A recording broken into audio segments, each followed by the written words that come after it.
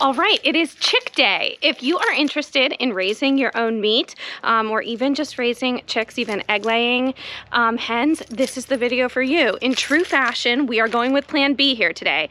I was under the impression that the chicks would get here tomorrow. I got a call from the post office. They're here today. So let's take a look at how I've prepared. Now, most of the preparation was intended to happen tonight. So we're kind of in expedited mode here. We have the brooder set up, and I have a video on simple brooder setup, so I will link that. We have the brooder set up. I do have one of these in heater mode. Those heaters do put off more heat, and because I just got these plugged in, I want to generate as much heat as I can. And then I have just the brooder down there. I have water, and we don't even have feed yet, so I have to stop at the feed store as well. So I'm going to cover this with a blanket to keep as much heat inside as possible so it can be the optimal temperature for our chicks. Let's head to the feed store and the post office, and I'll check in once we have the chick. My other chicken's completely tearing up the landscaping.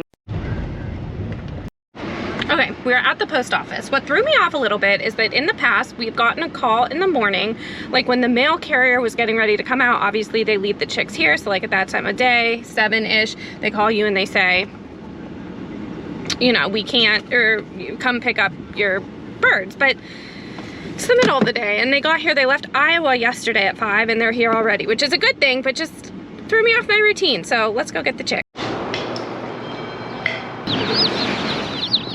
Mission accomplished, we have the chicks. Lots of peeps, which is a good sign, healthy, happy. So we are going to head to the feed store now, since that was a task I wanted to do tonight. So is there a sweeter sound? Okay, slight detour because a busy afternoon calls for a fountain Diet Coke from McDonald's. What in the world is better than a 99-cent Diet Coke from McDonald's? Not much. All right, so I highly recommend trying to find a local feed store. It's great to support local, and if you could only be so lucky as to find a Joe. Joe owns and runs this. He's hysterical, makes it all worth it. But we're out here picking up our feed, and I get this, not that. We get a non-GMO start to finish. Let me find where it is. Here we go. This is what we get. I am getting 5 of these bags because they go through a lot. Okay, let's open these up. Now I ordered 30 because that's what is like an appropriate amount of chickens for our chicken tractor. They typically send more to account for any loss in transit, but let's cross our fingers that we didn't have any issues.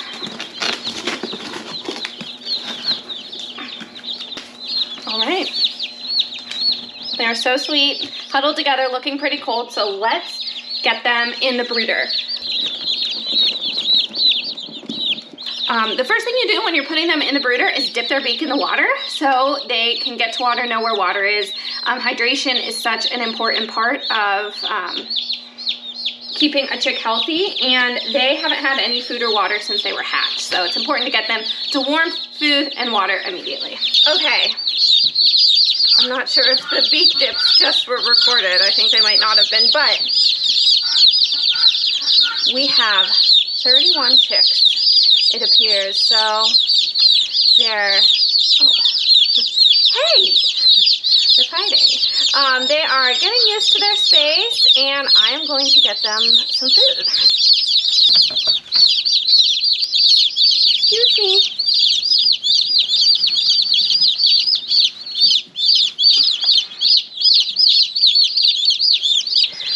Okay, so them being right next to their heater is a sign that they are too cold. You like to see some under the heater or the brooder and some just kind of throughout. So I'm going to give their space a little bit of time to regulate, and then we'll come check in on them because that's not exactly what you'd like to see. So since we lost the beak dipping footage, I just want to give you an example of what I do. You take each one, you dip it, and you know they took a drink. So they're comfortable with where the water is.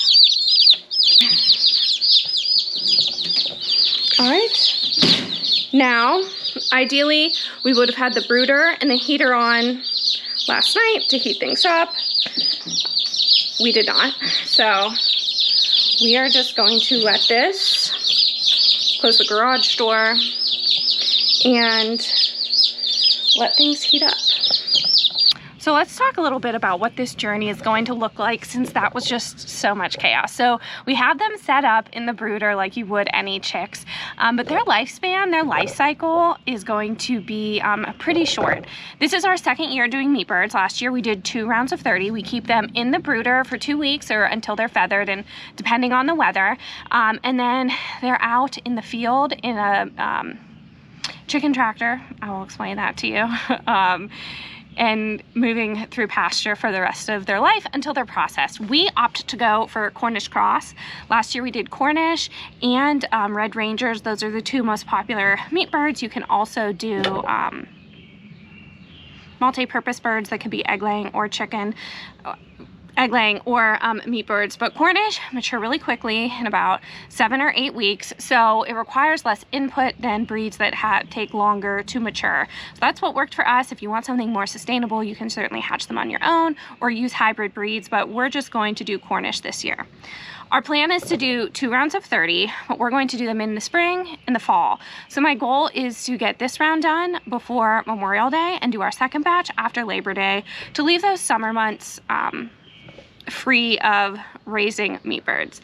There's a couple of reasons for that. One, a convenience item. Once they're in the pasture, they're really something that you have to tend to once a day. So if we want to go away for a weekend or just have summer activities, that adds just a little bit of a complexity.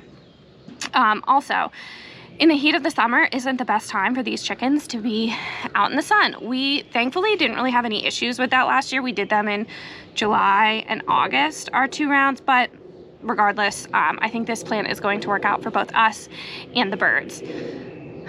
What else? Oh, last year, our first round, we had someone else process them for us, and the second round, we processed them, which is quite an experience, but really keeping the whole life cycle, other than obviously getting them here on the homestead, is definitely valuable. It's a good skill to have. So we'll be doing that again, but we just process them as whole birds, and this year I want to part some of them, and I also want to do some ground chicken and some chicken sausage as well.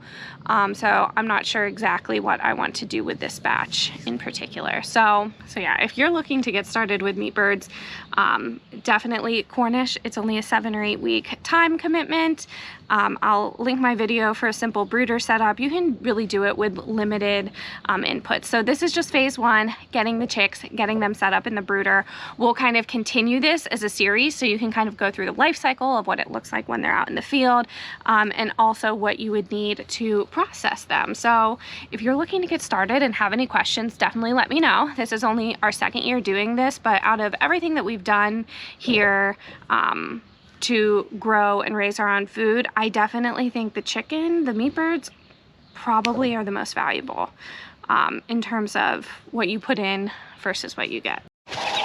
Okay, good morning. It is about 36 hours later, so they've gotten through 2 nights. We put the brooder down once everything got to temp. Their water definitely needs a change out. They're really good at getting wood chips in there, and we'll get them some more food as well. As you can see, all 31 are looking good, which those first couple days are a really good indicator of health. So we're really happy to still have all of them. I will get working on their food and water.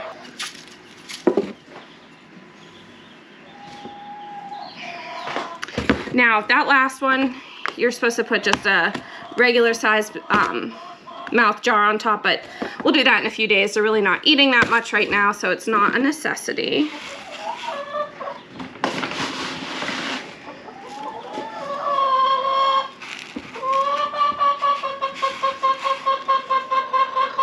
My other chickens hear the feed bag and are very interested. So I think that covers getting started with meat birds. They are an awesome, probably the lowest effort way to raise meat on your farm. 7 or 8 week commitment. So get in your order for your meat birds, find out where you're going to source them. It's definitely something you can do this summer. This is just video 1 of getting set up with them. We will follow this journey, follow along. Let me know what questions you have. Speaking of ordering, there's one thing I know that I meant to touch on before. When I was ordering my first batch, I was like, do I order male, female, or straight run? Does it really make a difference? I ended up going with straight run this year, or I ended up going with straight run last year, and this year they were a little bit harder to come across because I put my order in over the winter when the egg prices were really high and it was hard to really find chickens anywhere. I'm not really sure what that looks like right now, but I did do some males and some females. If you want all large birds, males will obviously be a little bit bigger, but depending on the crowd you're feeding, what you need, sometimes it's nicer to have a variety of sizes. So I personally prefer getting males and females. That's just a personal preference. So video 1, getting started with meat birds. We will see you back. We'll kind of follow their journey through the brooder and then start to talk about chicken tractors. So we'll see you back next time. Thanks.